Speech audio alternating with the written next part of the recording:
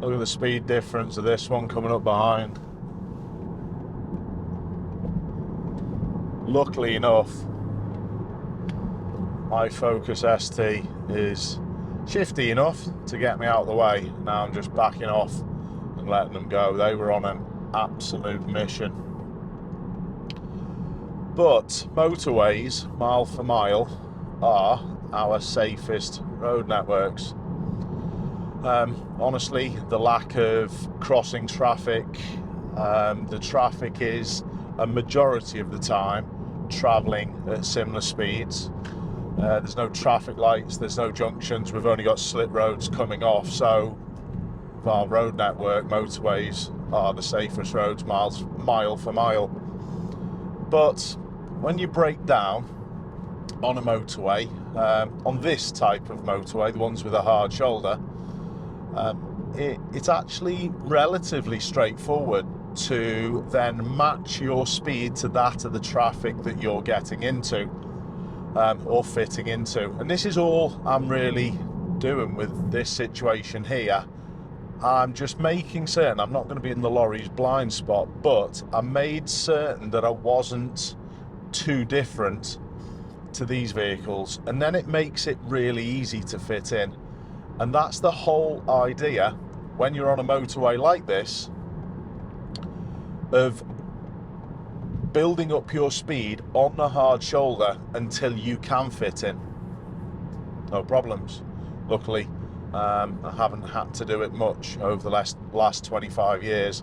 There was actually a situation a little bit further up here, quite recently though, where my bike that I was carrying on my bike rack came loose. I got out, reattached the bike. I thought that was the safer option, and then I was able to rejoin. Now to merge safely. Look for the biggest possible gap that you can find. Then build your speed up on the hard shoulder until you can fit in comfortably with the traffic on the motorway.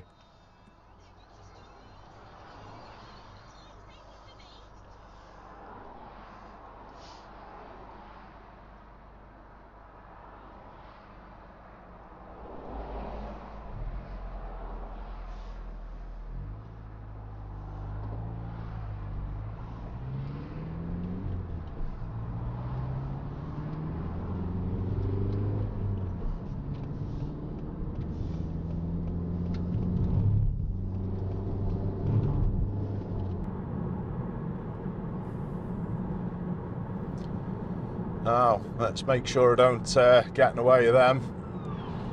They are going. Hopefully, there's nothing that's a problem a little bit further up. Not for me, I don't mind getting stuck, but that looks as though it's quite a serious incident. Okay, so as you can see by that last video, the one where my bike got detached a little bit, I was able to build and fit in comfortably. But there is an issue with rejoining when you're on a smart motorway. If you break down and you're able to use one of the lay-bys, you can, well, you used to be able to call the highways agency on one of the SOS phones, and what used to happen is they used to close the lane that you were trying to join by using a red X, and then they'd advise you can join safely. But this policy has recently changed, and it was highlighted because one of my viewers and subscribers sent me a little note about a video by the GDB official channel. Greg is a recovery driver, and he had an incident where he was recovering a vehicle that was broken down, and he was trying to rejoin. He got on the SOS phone to the highways agency, and now what they do is they just put a move right arrow and will only use a red X if people aren't compliant with the move right arrow. But in this next little bit of footage that you see from Greg's video, you can see that even though they say this is policy, it's not exactly how things are being worked. That's my job. I know.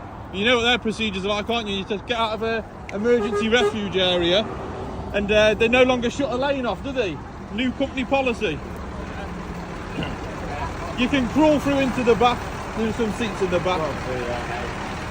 Here's a different clip, which is Highways' new instruction, part of their new policy, where they will not close a lane electronically when you leave a emergency refuge area. Their new instruction, they will only set a lane divert. However, what they will tell you, if there is no compliance, they will set you a red X. But this video shows otherwise. Put me a red X on now so I can leave this base safely with my customers. Are you refusing to do that? I don't want a lane divert. I've still got a HGV in lane 1. Right there now. DHL or whatever it is, a yellow lorry. It's not compliant. Yes, DHL in lane 1. We're still here. Put me a red X on now. You don't care about my safety and my customers. It's my duty of care to look after them. They're not complying. I can see another lorry coming down in lane 1 now. It's there on your camera. Oh look, it's indicating, look. Will it make it past us or not? Just, look at that. There's another vehicle in lane 1. Sweetheart, it's not working. Set me a red X please, this is not complying. Range Rover Evoque in lane 1. There we go. Do you understand that they are not complying with your signals? Yes, I've just told you every vehicle that just come past me. Yeah, good compliance right now for this 10 seconds for us to get in the car. No, I'm not going back in. Please set me a red X so I can leave here safely. Yeah, there's a little gap now. There's a little gap right now. But they were not complying. Just put me a red X on. Now, for me, I understand the contentious nature of smart motorways. Personally, for me, I don't think that they would be a problem, as we demonstrated before when I was getting on the motorway with the white SUV. I've got plenty of power in this Focus ST. It's nothing about these acceleration rates. However, this car does do 0 to 60 in under 6 seconds. So I can put my foot down and it quickly helps me get out of the way. But not everyone's going to have a vehicle like this. Greg in the video was driving a lorry that had a broken down vehicle on the back of it. So honestly, he's not going to be able to accelerate quickly. And therein lies the problem. I personally think that this change in policy from the Highways Agency is the single most stupid thing I've heard in many a year. And I have to bring this to people's attention because you are being put at risk by a policy that I literally don't understand. I don't see the benefit of it. Is it so that they don't have to deploy a traffic officer to that particular area? I don't know. I've got no idea why they've done it. I am going to try and push for a response from the Highways Agency and try and find out exactly why. But for now, everyone needed to know. If you're broken down on a smart motorway, you've got to be super careful because you're not going to have that lane that's shut potentially next to you.